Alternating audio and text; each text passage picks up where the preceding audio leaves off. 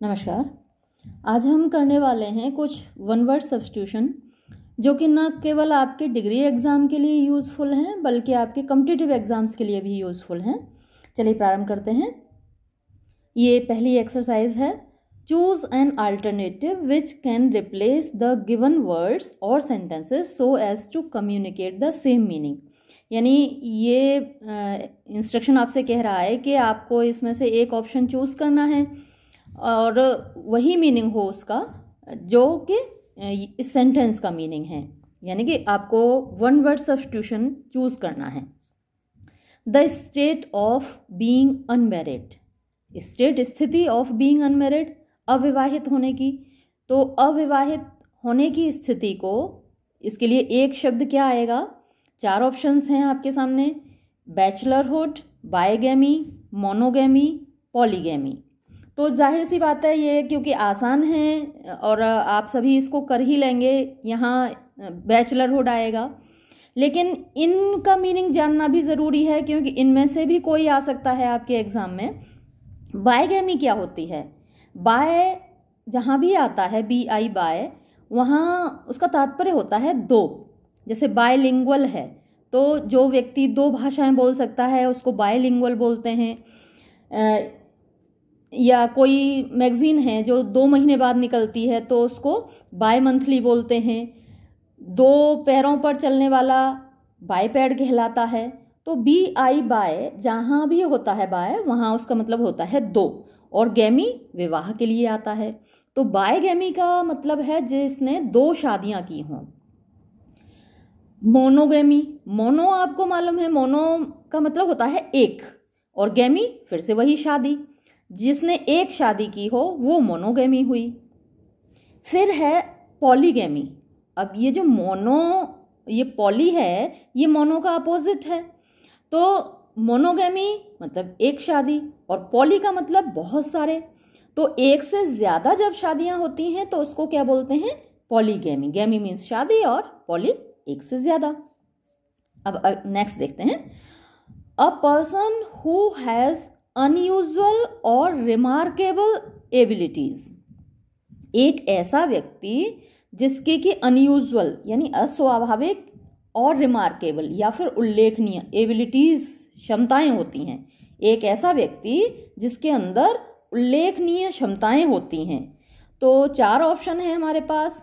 Freak, marvel, fraud, prodigy. तो freak कौन होता है? एक व्यक्ति जो किसी चीज़ के लिए पागल है, यानी जैसे फिटनेस फ्रीक होता है व्यक्ति, अपनी फिटनेस को लेकर पागल है, बहुत ज़्यादा एफर्ट्स करता है किसी चीज़ को लेकर, तो उसको फ्रीक बोलते हैं। मार्वल मीन्स चमत्कार होता है। फ्रॉड धोखेबाज होता है। प्रोडिजी ये होता है ऐसा व्यक्ति जिसके अंदर एक्स्ट्रा ऑर्डिनरी एबिलिटीज़ हों, मतलब असामान्य रूप से जो क्षमतावान हो वो प्रोडिजियस होता है। तो इस क्वेश्चन का आंसर होगा prodigy. One who cannot die, जो मर नहीं सकता। तो ये भी आसान है, आपने पढ़ा ही होगा और आप इसका बता सकते हैं आंसर कि इसका आंसर इमॉर्टल है। इमॉर्टल मीन्स अमर। अब यदि हम दूसरों को भी देखें तो परपेचुअल क्या होता है? परपेचुअल जो हमेशा रहता है। और कांस्टेंट ये भी लगातार रहता है। टाइमलेस जिसके ऊपर समय का कोई प्रभाव नहीं पड़ता, जो समय बीतने के साथ वैसा ही रहता है। तो हालांकि ये जो चारों ही वर्ड्स हैं, चारों के मीनिंग लगभग एक जैसे हैं, लेकिन one who cannot die perpetual भी है। वो परपेचुअल जो हमेशा बना रहता है वो भी यही है, जो मर नहीं सकता वो परपेचुअल है। कांस्टेंट जो नहीं चेंज होता वो भी वो कांस्टेंट है। टाइमलेस वक्त का जिसके ऊपर कोई असर नहीं पड़ता वो टाइमलेस है। लेकिन यहाँ जो मीनिंग्स बेस्ट है, जो सबसे अच्छा फिट बैठता है, वो है इमॉर्टल, अमर। नेक्स्ट देखते हैं। A place where neither grass nor trees can grow. एक वो जगह है जहाँ पर न घास हो सकती है न पेड़ हो सकते हैं। 4 ऑप्शंस हैं। फर्टाइल, रफ, बैरन, हार्ड। तो पहला जो ऑप्शन है फर्टाइल, फर्टाइल का मतलब उपजाऊ होता है, तो ये इसका उत्तर नहीं है। रफ मीन्स खुरदरा होता है, तो खुरदरी जमीन पर ऐसा नहीं है कि घास ना हो सके या पेड़ ना हो सके, जमीन खुरदरी हो या चिकनी, उससे ज़्यादा फर्क नहीं पड़ता, घास और पेड़ तो उग ही आते हैं खुरदरी जमीन पर भी। बैरन, ये इसका उत्तर है। बैरन का मतलब होता है बंजर जमीन, जहां पर ना घास उग सकती है ना पेड़ उग सकते हैं। और हमारा चौथा ऑप्शन था हार्ड, कठोर। तो कठोर जमीन होने से ज़्यादा फर्क नहीं पड़ता, कठोर जमीन पर भी घास फूस या पौधे उग आते हैं, तो ये भी इसका उत्तर नहीं है। इसका सही उत्तर है बैरन, बंजर। Next, a person who is a great lover of his country, एक ऐसा व्यक्ति जो अपने देश को बहुत प्यार करता हो। इसका पहला ऑप्शन पैट्रियट है, जो कि सही है। चीट, धोखेबाज होता है। मॉरल, नैतिक होता है। आइडियल, आदर्श होता है। A place where money is coined, वो जगह जहां पर पैसे बनाए जाते हैं, यानी छापे जाते हैं या सिक्के ढाले जाते हैं, नोट छापे जाते हैं या सिक्के ढाले जाते हैं, तो उस जगह को क्या बोलते हैं? बैंक नहीं, बैंक में तो पैसे रखे जाते हैं, वहां ढाले नहीं जाते। स्टोर, स्टोर में आप कोई चीज़ सुरक्षित रख सकते हैं, संरक्षित रख सकते हैं, लेकिन वहां पर चीज़ बनाई नहीं जाती कोई, तो स्टोर भी इसका उत्तर नहीं हो सकता। प्रेस, प्रेस में छपते हैं न्यूज़पेपर, नोट नहीं छपते, इसलिए प्रेस भी इसका उत्तर नहीं है। इसका उत्तर है मिंट। मिंट का मतलब होता है टकसाल। ये टकसाल, MINT, मिंट वो जगह होती है जहां पर नोट छापे जाते हैं और सिक्के, कॉइन्स ढाले जाते हैं। Manner more like those of a woman than of a man. Manner means तौर तरीका, व्यवहार। More like those of a woman, औरत के जैसा। देन ऑफ अ मैन, बजाय आदमी के जैसा। यानी आदमी जब आदमी के जैसा व्यवहार नहीं करता, औरतों का जैसा व्यवहार करता है, तो उसको क्या बोलते हैं? मैस्कुलिन। मैस्कुलिन तो आप जानते हैं कि आदमी की तरह व्यवहार करेगा तभी मैस्कुलिन होगा। मैस्कुलिन का मतलब हिंदी में पुरुषोचित होता है, यानी जैसा पुरुष व्यवहार करता है वैसा व्यवहार मैस्कुलिन कहलाता है, तो ये तो इसका उत्तर नहीं हुआ। इफेमिनेट, इफेमिनेट ही इसका उत्तर है। इफेमिनेट मीन्स स्त्रियों का जैसा व्यवहार, स्त्रैण बोलते हैं उसको। चाइल्डिश, चाइल्डिश बच्चों की तरह मूर्खतापूर्ण व्यवहार। एक चाइल्ड लाइक भी होता है, तो वहाँ चाइल्ड लाइक का तात्पर्य होता है बच्चों की तरह मासूम व्यवहार। और ये जो चाइल्डिश है ये नेगेटिव सेंस में यूज होता है, और चाइल्डिश का मतलब होता है बच्चों की तरह मूर्खतापूर्ण व्यवहार। और COARS, कोर्स का मतलब भद्दा, अभद्र। तो इन चारों ऑप्शंस में से जो सही उत्तर है वो है इफेमिनेट, स्त्रैण, स्त्री की तरह व्यवहार करना इफेमिनेट होता है। नेक्स्ट है one who is unable to pay one's debts, एक ऐसा व्यक्ति जो अपने ऋण चुकाने में असमर्थ है। ऐसे व्यक्ति को क्या बोलेंगे? पहला ऑप्शन है क्रिमिनल। क्रिमिनल मीन्स अपराधी होता है, तो जो व्यक्ति अपना ऋण नहीं चुका पाता, जरूरी नहीं कि वो अपराधी हो, तो ये तो इसका सही उत्तर नहीं है। एफ्लुएंट, AFFLUENT, एफ्लुएंट का मतलब क्या होता है? समृद्धशाली। जो व्यक्ति समृद्धशाली है, जो व्यक्ति पैसे वाला है, धनवान है, वो तो अपने ऋण चुका सकता है, तो ये भी इसका उत्तर नहीं हुआ। एफ्लुएंट इसका सही जवाब नहीं है, क्योंकि एफ्लुएंट मीन्स रिच, धनवान। इंसॉल्वेंट, इंसॉल्वेंट ही वो सही उत्तर है। जो व्यक्ति अपना ऋण नहीं चुका पाता उसको हम इंग्लिश में इंसॉल्वेंट और हिंदी में उसको बोलते हैं दिवालिया। ऑप्युलेंट, ऑप्युलेंट का मतलब होता है ऐसा व्यक्ति जिसके पास खूब धन दौलत है, ये भी समृद्धशाली होता है। ऑप्युलेंट, एफ्लुएंट, एफ्लुएंट, इन दोनों का मतलब एक जैसा होता है, तो दोनों का ही मतलब धनी होता है। और क्रिमिनल का मतलब अपराधी होता है, तो ये तीनों उत्तर गलत हैं। सही उत्तर है इंसॉल्वेंट यानी दिवालिया।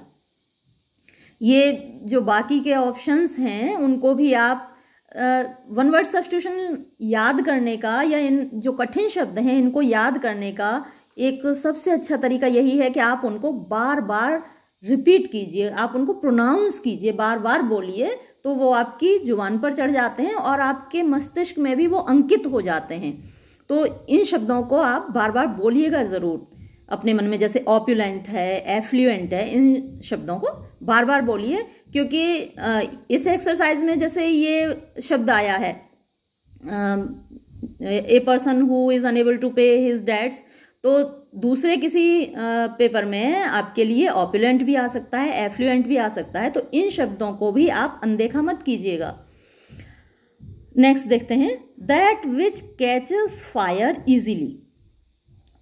दैट जो विच कैचेस फायर आग पकड़ लेता है, इजीली आसानी से, जो चीज आसानी से आग पकड़ लेती है उसको क्या कहेंगे? इनकम्बस्टिबल। इनकम्बस्टिबल वो चीज है जो आग नहीं पकड़ती। इनकॉरिजिबल, कॉरिजिबल जिसको करेक्ट किया जा सकता है, जिसको सुधारा जा सकता है। That which can be corrected corrigible होता है। अब यहां पर इनकॉरिजिबल दिया हुआ है, that which can not be corrected is incorrigible, जिसको करेक्ट नहीं किया जा सकता, जिसको सुधारा नहीं जा सकता, वो इनकॉरिजिबल होता है। तो ये भी इसका उत्तर नहीं है। हमसे पूछा क्या गया है? जो आसानी से आग पकड़ लेता है। तो इसका पहला ऑप्शन था इनकम्बस्टिबल, और इनकम्बस्टिबल का मतलब है जो आग नहीं पकड़ सकता, तो ये तो उल्टा ही हुआ। इनकॉरिजिबल जिसको सुधारा नहीं जा सकता, तो ये भी इसका उत्तर नहीं हुआ। इनऑडिबल, ऑडिबल क्या होता है? AUDIBLE, ऑडिबल मीन्स जो सुना जा सके, और उसका अपोजिट होता है इनऑडिबल, जिसको नहीं सुना जा सकता, तो ये भी इसका उत्तर नहीं है। अब बचता है इनफ्लेमेबल। इनफ्लेमेबल जिसमें आसानी से आग लग सकती है। अब ये जो वर्ड है इसमें इन लगा हुआ है। अब आप देखेंगे कि यहाँ जितने भी इन लगे हुए शब्द थे उनका मतलब था ना में, निगेटिव अर्थ था। जैसे ऑडिबल जो सुना जा सकता है, और इनऑडिबल जो नहीं सुना जा सकता। कॉरिजिबल जिसको सुधारा जा सकता है, इनकॉरिजिबल जिसको नहीं सुधारा जा सकता। कंबस्टिबल जिसको जलाया जा सकता है, इनकम्बस्टिबल जिसमें जल्दी आग नहीं लगती, जिसको नहीं जलाया जा सकता। तो इन लगने से ये तीनों शब्द निगेटिव हो गए थे। लेकिन यहाँ बात एकदम अलग है। इनफ्लेमेबल वो पदार्थ हैं जिनमें जल्दी आग लग जाती है, आग पकड़ लेते हैं। तो इसके रूप पर मत जाइएगा, इस वर्ड की फॉर्म पर मत जाइएगा। इन जरूर लगा हुआ है, लेकिन इसका तात्पर्य है वो पदार्थ जो आसानी से आग पकड़ लेते हैं। तो आपको ये ध्यान में रखना है। देखिए वन वर्ड सब्स्टिट्यूशन में आपके लिए ये इनऑडिबल भी आ सकता है। That which can not be heard, जिसको सुना नहीं जा सकता वो इनऑडिबल है। और incorrigible, that which can not be corrected, वो इनकॉरिजिबल है।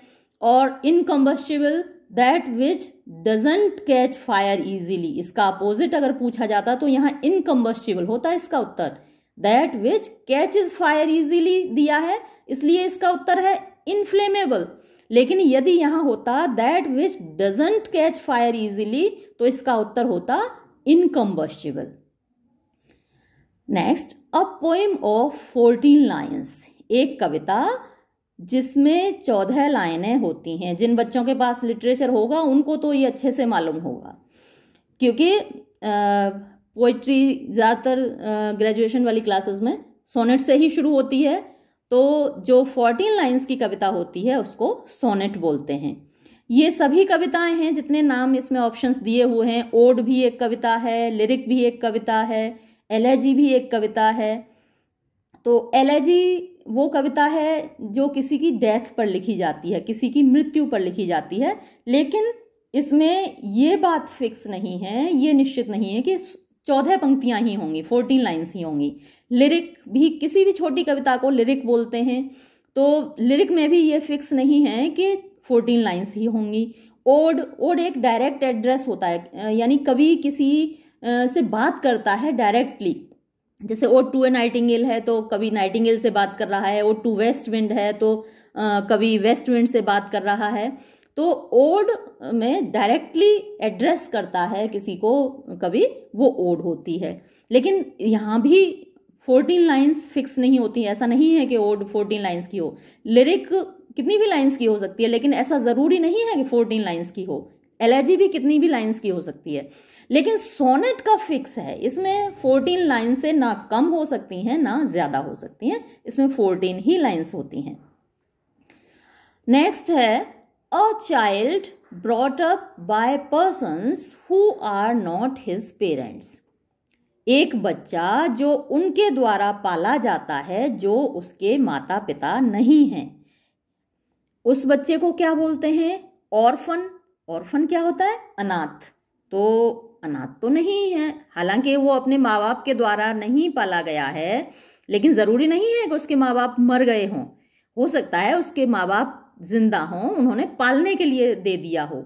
तो जो बच्चा अपने माँ बाप के द्वारा नहीं पाला गया उसको हम ऑर्फन नहीं बोल सकते, क्योंकि ऐसा निश्चित नहीं है कि उसके माता पिता मर चुके हैं। ऑर्फन वो बच्चा होता है जिसके माता पिता की डेथ हो गई हो, मृत्यु हो गई हो, वो अनाथ कहलाता है। Poster child. फोस्टर चाइल्ड वो बच्चा है, फोस्टर मीन्स पालना, जिसको कि उन लोगों ने पाला है जो उसके माता पिता नहीं हैं। इलेजिटिमेट।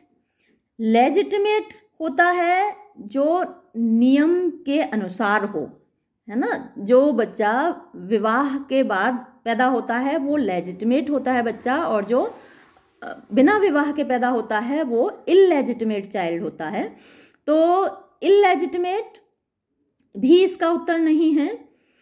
यद्यपि बच्चे को इलेजिटिमेट बोलना गलत है, बच्चा इलेजिटिमेट नहीं होता, माँ बाप इलेजिटिमेट होते हैं या फिर उनके संबंध इलेजिटिमेट होते हैं। तो आई एम सॉरी, बच्चा इलेजिटिमेट नहीं होता।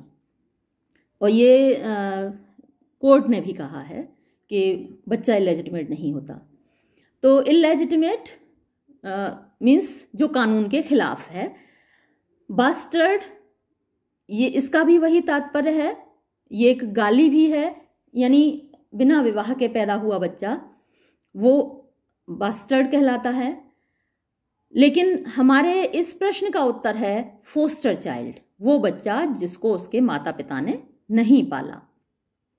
Next question, that which is found everywhere. वो जो हर जगह हो, एक कोई ऐसी चीज जो हर जगह पाई जाती है, जो हर जगह सच होती है।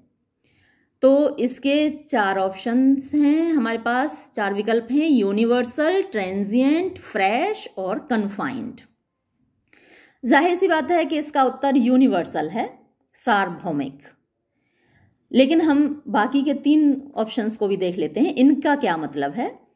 ट्रांजिएंट। ट्रांजिएंट का मतलब होता है क्षणिक, जो चीज़ ज़्यादा दिन नहीं चलती, ज़्यादा समय तक नहीं रहती, क्षणिक होती है, जल्दी जिसका विनाश हो जाता है उसको बोलते हैं ट्रांजिएंट। फ्रेश, फ्रेश मीन्स ताज़ा होता है। कन्फाइंड, कन्फाइंड का मतलब होता है कैद में रखना, तो कोई चीज़ जो कैद में है वो कन्फाइंड है। तो हमारे इस प्रश्न का उत्तर है universal. An animal with 2 feet, एक जानवर जिसके 2 पैर होते हैं। मैंने आपको जब पहला प्रश्न डिस्कस किया था आपसे, तभी बताया था कि जिसके 2 पैर होते हैं हम उसको बाइपेड बोलते हैं। तो आपने अभी पहचान ही लिया होगा कि इसका उत्तर सी है, बाइपेड। हम बाकी का भी देख लेते हैं क्या मतलब है। क्वाड्र, क्वा जहां पर होता है उसका मतलब होता है 4, तो क्वाड्रपेड ऐसा जानवर जिसके 4 पैर होते हैं वो क्वाड्रपेड हुआ। ट्राई, ट्राई का मतलब होता है 3, तो ट्राइपॉड जिसके 3 पैर हैं। और सेंटी, सेंटी का मतलब आप जानते हैं 100 होता है। सेंटीपीड जिसके 100 पैर हों वो सेंटीपीड हुआ। तो एन एनिमल, ये आपके एग्जाम में आ सकता है इस तरीके से, एन एनिमल और अ क्रीचर विच हैज़ 100 फीट, तो आप उसका उत्तर देंगे centipede. An animal that has 3 feet, तो आप उसका उत्तर देंगे ट्राइपॉड। और यदि आता है an animal that had 4 feet, तो आप उसका उत्तर देंगे क्वाड्रपेड। नेक्स्ट देखते हैं, speaking disrespectfully about God and sacred things. Speaking बोलना, डिसरेस्पेक्टफुली, रेस्पेक्टफुली होता है सम्मान से, डिसरेस्पेक्टफुली होता है असम्मान से, अपमानजनक रूप से। अबाउट बारे में, किसके बारे में? गॉड ईश्वर के बारे में, एंड सैक्रेड और पवित्र चीज़ों के बारे में। पवित्र चीज़ों के बारे में और ईश्वर के बारे में असम्मानजनक से रूप से बोलना क्या होता है? 4 ऑप्शंस हैं हमारे पास, पैंथीज्म, सैक्रेड, स्टोइसिज्म, ब्लास्फेमी। तो आप जानते ही होंगे कि ये ब्लास्फेमी है, यानी ईश्वर के खिलाफ बोलना ब्लास्फेमी है। ईश निंदा इसको हिंदी में बोलते हैं। ईश निंदा के कानून कुछ देशों में बहुत कठोर हैं और वहाँ यदि आप ईश्वर के खिलाफ कुछ भी बोलते हैं तो आपको सीधा मृत्युदंड मिलेगा। तो इस प्रश्न का उत्तर है ब्लास्फेमी। लेकिन हम बाकी के 3 ऑप्शंस को देख लेते हैं, उनका मतलब क्या है, क्योंकि वो भी बहुत ही इंपॉर्टेंट वन वर्ड सब्स्टिट्यूशंस हैं, जिसमें से पैंथीज्म ये तो बहुत ही इंपॉर्टेंट है। थीज्म से आप परिचित होंगे। थीज्म का मतलब ईश्वर में विश्वास करना, टू बिलीव इन गॉड कहलाता है थीज्म। और इसके आगे जब हम ए लगा देते हैं तो हो जाता है एथीज्म, जो कि नेगेटिव होता है, not to believe in God, atheism. पेन का मतलब क्या होता है? ये जो PAN पेन है, इसका मतलब होता है दुनिया, यूनिवर्स।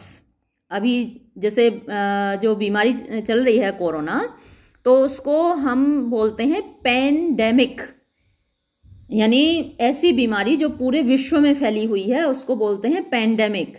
और यही बीमारी किसी छोटे से क्षेत्र में फैलती थी, जैसे मलेरिया फैलता था पहले, हैजा फैलता था, तो उसको क्या बोला जाता था? एपिडेमिक।